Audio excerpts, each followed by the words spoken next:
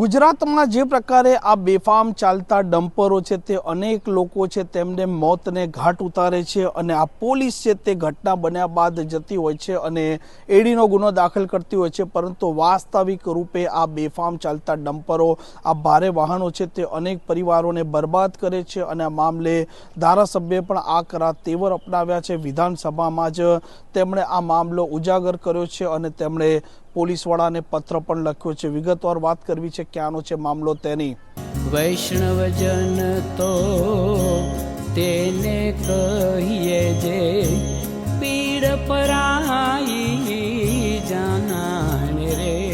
નમસ્કાર, આપ જોઈ રહ્યા છો નવજીવન ન્યૂઝ અને હું છું આપની સાથે તોફિક ગાંચી। ગુજરાતમાં રોડ રસ્તા પર અત્યારે બેફામ ચાલતા આ ડમ્પરો છે તે અનેક વખત અકસ્માત સર્જે છે। રોડ રસ્તા પર જે નાના વાહનો હોય છે તેમને ઉડાણી મૂકે છે અને જેમાં અકસ્માતના કારણે અનેક લોકો મોતને ભેટતા હોય છે અને આ મામલો ગુજરાતમાં દિવસે ને દિવસે ગંભીર બની રહ્યો છે। રાજ્યનો આરટીઓ વિભાગ હોય કે રાજ્યનો જે પોલીસ વિભાગ હોય તે આક્રમકતાથી ક્યાંક ને ક્યાંક કામ નથી કરી રહ્યો તેવા હવે સવાલો એટલે ઉપસ્થિત થઈ રહ્યા છે કે અવારનવાર આ ડમ્પરો, આ ભારે વાહનો છે તે રોડ રસ્તા પરથી પસાર થતા હોય છે અને તે જે પ્રકારે બેફામ રીતે વાહનો હંકારે છે અને તેના કારણે લોકો છે તેમના માટે પરેશાનીઓ અને મુસીબત ઊભી થતી હોય છે। ગુજરાત વિધાનસભાનું સત્ર પણ ચાલી રહ્યું છે અને આ મામલે હવે ગાંધીનગરના ધારાસભ્ય છે ભાજપના રીટા પટેલ મેદાને આવ્યા છે અને તેમણે પોલીસ વડાને પત્ર પણ લખ્યો છે અને ભારે વાહનો પર પ્રતિબંધની તેમણે માંગણી પણ કરી છે। ગયા અઠવાડિયે ગાંધીનગરના વહીવટી અધિકારી એસપીને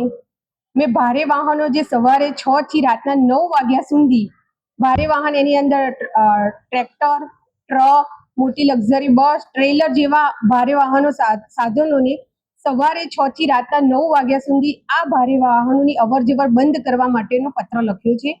થોડાક સમય પહેલા ગયા અઠવાડિયે એમએલએ ક્વાર્ટર્સમાં એક લિફ્ટમેન નોકરીએ આવતા હતા ત્યારે એમનું 6-5 એક્સિડન્ટ થયું।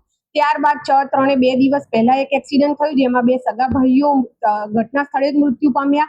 સવારે 6 થી 7 વાગ્યાનો ટાઈમ એવો હોય છે કે ગાંધીનગરમાં બધી શાળાઓનો સવારનો ટાઈમ, નોકરિયાતે જતા લોકોનો ટાઈમ, એટલે આ ટાઈમે ગાંધીનગરના રસ્તાએ અન્ય શહેરો કરતા ખૂબ પહોળા રસ્તા છે અને અહીંયા લોકોની અવરજવર વસ્તી ઓછી હોવાના કારણે આ પહોળા રસ્તાઓની અંદર લોકો ખૂબ પૂર ઝડપે સાધનો ચલાવે છે અને એમાં જે ભારે વાહનો છે એ પોતાની ખૂબ સ્પીડની અંદર જ્યારે જતા હોય છે ત્યારે ખૂબ અકસ્માત ગાંધીનગરની અંદર, એમાંય ગયા અઠવાડિયે આ અકસ્માતોની સંખ્યા વધી।